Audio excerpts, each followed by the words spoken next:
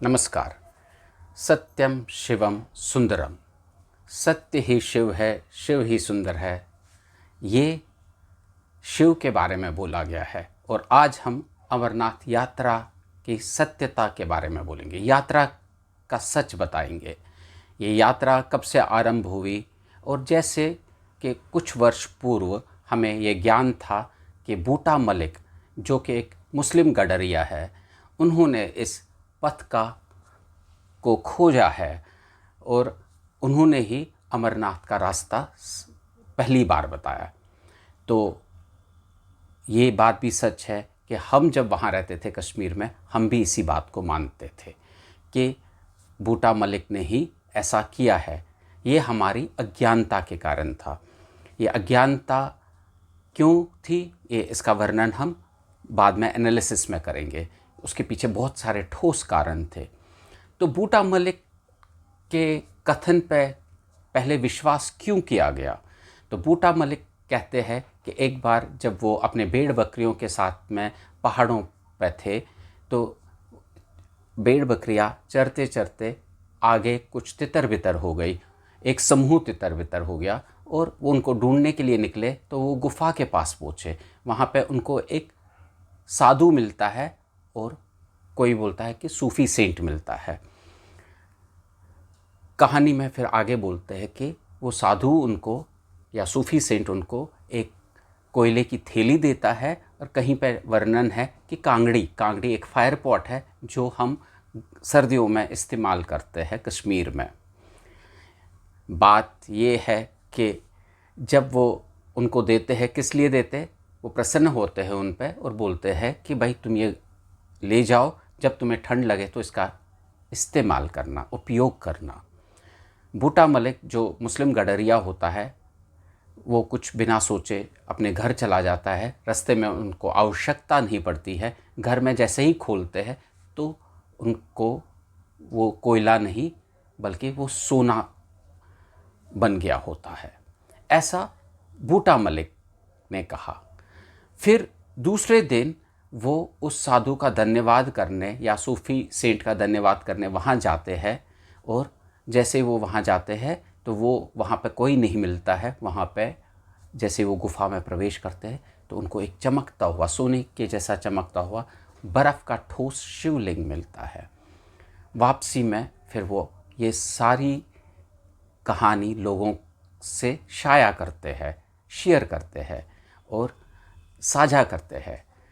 तो जैसे ही वो लोगों को बताते हैं तो उसमें उन लोगों में हमारे पूर्वज भी थे। तो हमारे पूर्वजों ने उनकी कहानी को हाथों हाथ ले लिया और बोला बूटा मलिक ने ही इस पथ को खोजा है और अमरनाथ को भी खोजा है। मैंने कहा यह हमारी अज्ञानता के कारण था। उसके कुछ कारण जो है वो एनालिसिस में मैं आगे बताऊंगा। लेकिन हमारे ग्रंथों में ये वर्णन अमरनाथ की यात्रा का, अमरनाथ तो तब से है जब से सनातन है। ये बात मैं मुखरता से बोल रहा हूँ कि अमरनाथ, बाबा अमरनाथ तब से है जब से शिव है। शिव जब से है तब से सृष्टि है, तब से अमरनाथ भी है। लेकिन इसका वर्णन किताबों में, हमारे ग्रंथों में आता है नीलमत पुराण में, आज से 5000 वर्ष पूर्व। उसके बाद लिंग पुराण में, उसके बाद भृगु संहिता में, और उसके बाद आता है और एक ग्रंथ है हमारा जो, या किताब है जिसको हम अमरनाथ महामात्य कहते हैं। इन 4 किताबों में इसका वर्णन ठीक तरह से दिया गया है। और 1850 और 55 में कौन बोलते हैं? बूटा मलिक। 1850 और 55 के बीच में जब गुलाब सिंह अंग्रेज़ों से शासन लेते हैं जम्मू कश्मीर का और वो राजा बनते हैं, तो वो तब से वो बता रहे हैं। लेकिन इसी मलिक परिवार से तो वो गए थे एज अ गाइड। किनके साथ में? एक ब्रिटिश ट्रैवलर के साथ में। लेकिन इससे पहले मैं वो कहानी बताऊं, इससे पहले मैं बताऊं कि नीलमत पुराण में तो 5000 वर्षों पूर्व बताया गया है और लिंग पुराण में भी इसका वर्णन दिया गया है। और लिंग पुराण में कहाँ दिया है, वो आता है अध्याय 12 में, चैप्टर 12, पेज नंबर 487 में आता है और वर्स नंबर 151, छंद 151 में, जहाँ पे इसको अमरेश्वर के नाम से संबोधित किया गया है। और अमरेश्वर को बताया गया है कि वो अमरनाथ है या अमरेश्वर है, जो बर्फ़ का एक ठोस शिवलिंग है। ये कहाँ लिखा गया है, लिंग पुराण में, जो आज से 4000-5000 वर्ष पूर्व का ग्रंथ है, उसमें इसका वर्णन है और पथ का भी वर्णन है। उसके बाद इसका वर्णन बाकी भृगु संहिता में भी मिलता है। भृगु संहिता में महर्षि भृगु जो है वो इसका वर्णन करते हैं। अब वो कैसे वर्णन करते हैं कि वो बोलते हैं कि अमरनाथ में भी वो गए थे कश्मीर में, और वहाँ पे उन्होंने बर्फ़ का एक ठोस शिवलिंग देखा। अब बूटा मलिक बोलते 1850 में, और ये 4000-5000 वर्ष पूर्व भृगु महर्षि बोल रहे हैं। और महर्षि भृगु जो है, जैसे ही कश्यप ऋषि ने सतीसर से कश्मीर का निर्माण किया, पानी का निकास हुआ, कश्मीर में पथ निर्माण भी हो गया, उसी के साथ में भूभाग खाली हो गया और लोग बहुत सरलता से भ्रमण करते थे। तो उसी भ्रमण में महर्षि भृगु का भी वहाँ पे आगमन हुआ, और उन्होंने आगे चलकर जब वो गए और उन्होंने अमरनाथ की खोज की। ये कहना गलत नहीं होगा कि महर्षि भृगु पहले व्यक्ति थे जिन्होंने अमरनाथ के दर्शन किए, बाबा बर्फानी के दर्शन किए और उस पथ का वर्णन भी किया भृगु संहिता में। लिंग पुराण में भी मैंने आपको इसका उदाहरण दिया। वैसे ही ये हमारे पुराणों में तो था, लेकिन ये सभ्यता तो आगे चलती रही। ये कहना गलत नहीं होगा कि जो अमरनाथ यात्रा थी वो श्रावण मास में होती थी, पहले 15 दिन होती थी, फिर इसको 1 महीना कर दिया गया था। लेकिन पहले पूर्व के काल में 15 दिन होती थी, लेकिन ये व्यापक नहीं होती थी। पूरे भारतवर्ष से आते थे लोग, लेकिन इतने नहीं आते थे, इस संख्या में नहीं आते थे जो आज की संख्या है। पहले दक्षिण भारत से इक्का दुक्का लोग, पूर्वी भारत से एक आधा लोग, और पश्चिम भारत से एक आधा लोग, बाकी उत्तर भारत से भी 3-4 लोग ऐसे। लेकिन ये लोग मामूली लोग नहीं होते थे, ये ज्ञाता होते थे या तो ये साधु संत होते थे। हर कोई वहाँ की यात्रा नहीं करते थे, और हमारे ग्रंथों में भी इसका कहीं उदाहरण नहीं है कि कश्मीरी हिंदू या कश्मीरी पंडित जो है वो इस यात्रा में 15 दिन की यात्रा में एक समूह में जाते थे, बहुत कम जाते थे। बाद में इसका चलन ज़्यादा हुआ, जैसे जैसे साधन बढ़ गए वैसे वैसे इसका चलन हुआ, क्योंकि ऐसा भी मानते थे, मैंने अपने पूर्वजों से सुना है, दादा से सुना है, नाना से सुना है कि अमरनाथ जाना पहले के समय में ये था कि श्राद्ध भी करके रखो, वापस लौटेगा कि नहीं ये भी पता नहीं होता था। जैसे जम्मू का जाना होता था वैसे ही अमरनाथ का भी जाना होता था। अमरनाथ जाना मतलब बहुत कठिन है, इतना सरल नहीं है। पहले के टाइम में जो बर्फ़ होता था वो मैदानी क्षेत्रों में 7-8 फुट गिरता था, और पहाड़ी क्षेत्रों में वो 10-12 फीट भी हो सकता था। मतलब 6 फुट के 2 आदमी ऊपर रखो, इतना बड़ा बर्फ़ होता था। और कौन कहाँ चला जाएगा, उस में कहाँ किसकी समाधि बनेगी ये भी पता नहीं होता था। बहुत कठिन रास्ता था। अब बर्फ़बारी कम हो रही है पूरे विश्व में, और कश्मीर में भी बर्फ़बारी अभी कम हो रही है। इसके लिए क्लाइमेट चेंज बोलो या एनवायरनमेंट का चेंज बोलो, लेकिन कोई ना कोई कारण तो है। अब आते हैं हम बूटा मलिक की कहानी पे। ये तो मैंने अपने पुराणों की कहानी बोली, लेकिन बूटा मलिक की कहानी जो है वो अपनी कहानी को जो बोलते हैं कि मैंने इसको खोज निकाला, उससे पहले जो मलिक परिवार से एक व्यक्ति गए थे एज अ गाइड, वो गए थे G.T. विग्ने और चार्ल्स ह्यूजेल के साथ में। लेकिन इससे पहले और एक फ्रांस के ट्रैवलर थे, फ्रैंकोइस बर्नियर। फ्रैंकोइस बर्नियर जो थे वो गए थे वहाँ पे, उन्होंने लेकिन दर्शन नहीं किया, लेकिन क्योंकि समय कुछ सही नहीं था उस काल का, लेकिन लोग गए थे वहाँ पे, तो उन्होंने वर्णन किया अपनी किताब में 17वीं शताब्दी में, 17th सेंचुरी में, कि ऐसा गए थे लोग वहाँ पे, मैं नहीं जा पाया। उससे पहले अबुल फजल ने अपनी किताब आईने अकबरी में इसका वर्णन किया है कि जो हिंदू लोगों की आस्था है वो अमरनाथ के प्रति है, और लोग सिर्फ कश्मीर से ही नहीं भारतवर्ष से लोग आते हैं और वहाँ जाते हैं, लेकिन व्यापक संख्या नहीं थी। वो संख्या बल के बारे में नहीं बताते हैं, लेकिन मैं ये कहता हूँ उस वक्त ज़्यादा लोग नहीं जाते थे, लेकिन पूरे भारतवर्ष से आते थे लोग। फिर ये कब बोला अबुल फजल ने? ये बोला 16वीं शताब्दी में। अब 19वीं शताब्दी में 1850-55 के आसपास में वो बूटा मलिक बोल रहे हैं, और बूटा मलिक से पहले जो एज अ गाइड गए थे मलिक परिवार से ही, वो गए थे जीटी विग्ने और चार्ल्स ह्यूजेल के साथ में। 1835 से 1838 के बीच में उनका वहाँ पे प्रवास रहा है, जीटी विग्ने और चार्ल्स ह्यूजेल का। उस प्रवास में वो कई जगहों पे गए हैं, और फिर उन्होंने वहाँ पे एक किताब भी लिखी बाद में, अपने जब वो अपने यहाँ वापस चले गए। ये जीटी विग्ने थे वो ब्रिटिश थे, और चार्ल्स ह्यूजेल जो थे वो जर्मन थे।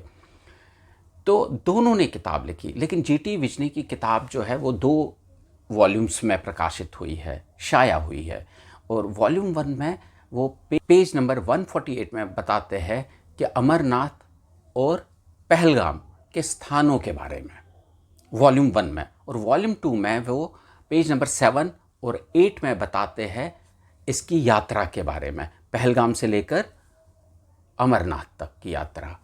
ये जीटी विग्ने अपनी किताब travels in Kashmir Ladakh Iskardo volume 1 and volume 2, इसका प्रमाण भी दे दिया मैंने आपको। और आगे चलते हैं, और चार्ल्स ह्यूजेल फिर अपने एक ट्रैवलॉग में लिखते हैं travels in Kashmir and Punjab.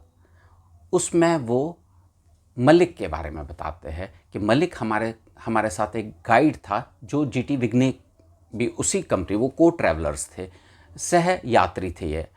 तो वो उसको एज अ गाइड लेते हैं और वो उनके साथ भ्रमण करता है, और मलिक का उदाहरण वो देते हैं या संदर्भ देते हैं कि वो वही व्यक्ति है जो बांधेरपुरा या बटकोट में रहता है, और जो बूटा मलिक है वो भी बटकोट के ही है। तो बटकोट जो है वहाँ से बूटा मलिक आते हैं, और 1850 में वो बोलते हैं कि भाई मैं गया और मैंने ये खोजा। अपनी प्रसिद्धि के लिए उन्होंने ये सब बोला, और कोई कारण नहीं था। जैसे ही और उन्होंने ये कहानी बोली, लोगों ने उसको मान लिया। उसके मानने के पीछे बहुत सारे कारण हैं, लेकिन उससे पहले मैंने पिछले एपिसोड में भी बोला था कि राजतरंगिणी में कल्हन ने इसका वर्णन किया है वर्स 267 में, जब चंद्रलेखा और ब्राह्मण राजा नरहा के प्रस्तावों को ठुकराते हैं, और शादी का प्रस्ताव चंद्रलेखा के प्रति जो होता है, और वो विवश होते हैं भागने के लिए, और आश्रय लेते हैं चंद्रलेखा अपने पिताश्री के यहाँ, सुसरावास के यहाँ। सुसरावास से को ये विचलित करता है ये सारा दृश्य, और वो कहते हैं कि अब हम नरहा की सेना को पूरा नष्ट कर देंगे। और वैसा ही होता है। उनकी जो बहन होती है, वो सुसरावस की जो बहन होती है, वो ऊपर एक रामन्य गुफा है, रामन्य गुफा से वो बड़े बड़े चट्टान एकत्रित करती है, और जैसे ही सेना आती है, नीचे रामन्य तवी ग्राम है, गांव है, बोलते हैं उस ग्राम में उनकी जीवित समाधि बना दी गई। और कितना क्षेत्रफल था उस गांव का? बोलते 5 योजन। 5 योजन होता है, 1 योजन का मतलब होता है 8 मील, मतलब 40 मील क्षेत्रफल में ये गांव था। कितना बड़ा गांव था। बोलते वहाँ पे उनकी समाधि बना दी गई। और कल्हन अपने राजतरंगिणी में बोलते हैं कि अभी भी वहाँ पे जो बड़ी बड़ी चट्टानें हैं अभी भी मैं देख पाता हूँ, मतलब उस समय काल तक भी था। फिर अब आते हैं कि भाई हमने बूटा मलिक की कहानी को क्यों एक्सेप्ट किया या स्वीकारा, क्योंकि इसके पीछे जो कारण था हमारी अज्ञानता थी। अज्ञानता इसलिए थी कि 1320 तक वहाँ एक भी मुस्लिम व्यक्ति नहीं था कश्मीर वादी में, जम्मू एंड कश्मीर में। 1320 में पहले रिंचन शाह आते हैं और उसके बाद शाह मीर आते हैं। शाह मीर कहीं उज़्बेकिस्तान या तजाकिस्तान से भगाए गए भगोड़े होते हैं, उनके पीछे अरबी लोग होते हैं, उनको मारना चाहते हैं और भागते भागते वो शरण लेते हैं कश्मीर में। तब के कश्मीर के राजा उनको शरण देते हैं और 1339 में मिली भगत, कश्मीरी हिंदुओं की मिली भगत से शाह मीर को राजा बनाया जाता है।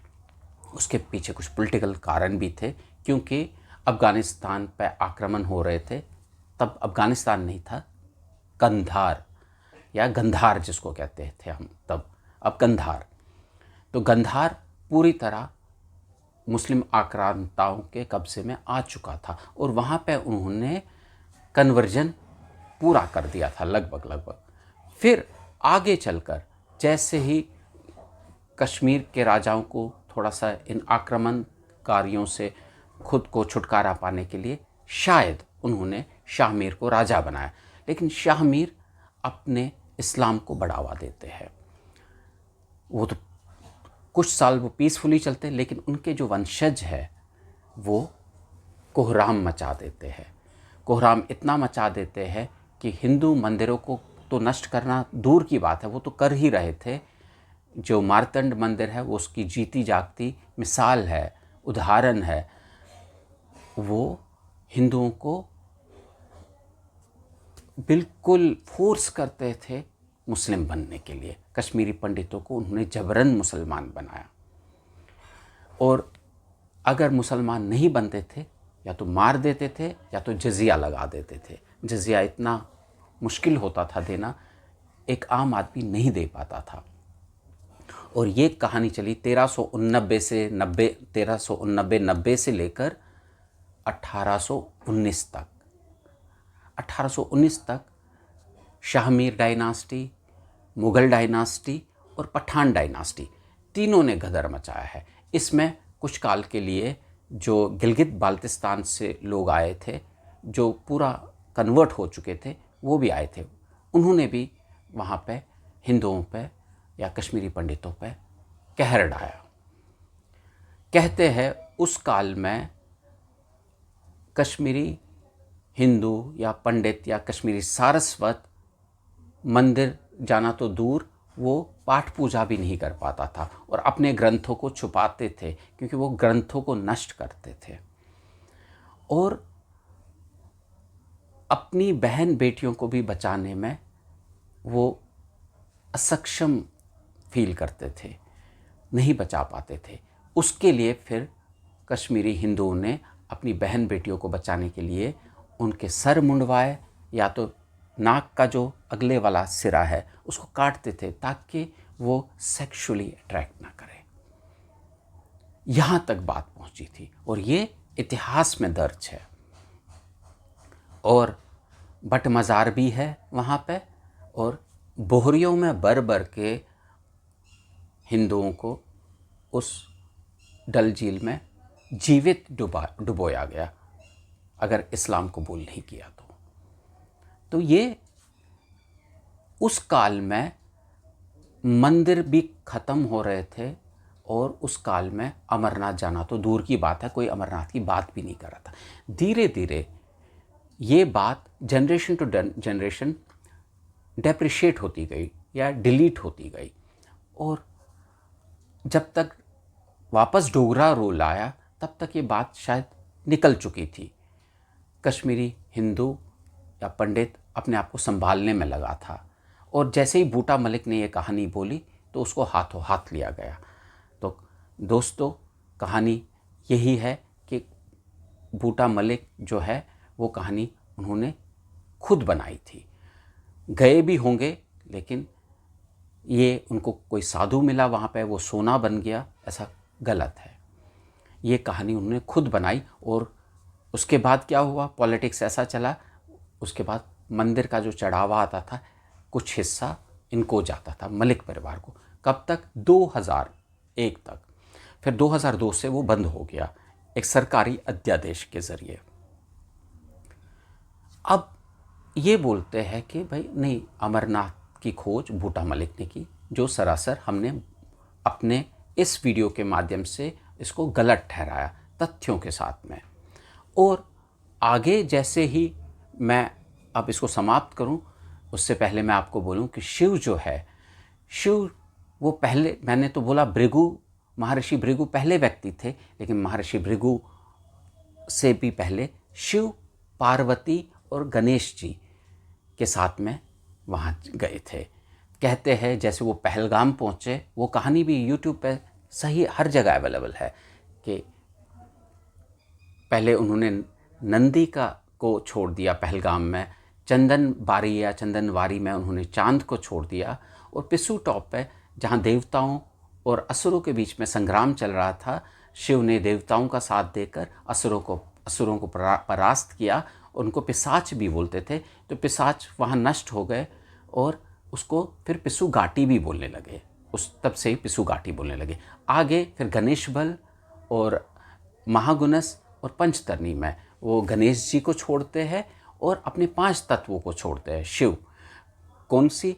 अग्नि, वायु, जल, धरती और ब्रह्मांड, ये 5 तत्वों को छोड़ते हैं। तो शिव इसके बगैर है, मतलब वो अपने ओरिजिनल फॉर्म में आ गए।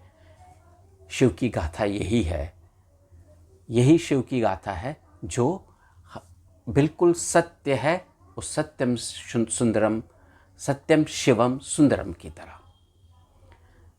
और इसीलिए कहते हैं जो आदि से पहले और अंत के बाद है, वही परम परमेश्वर शिव है। नमस्कार।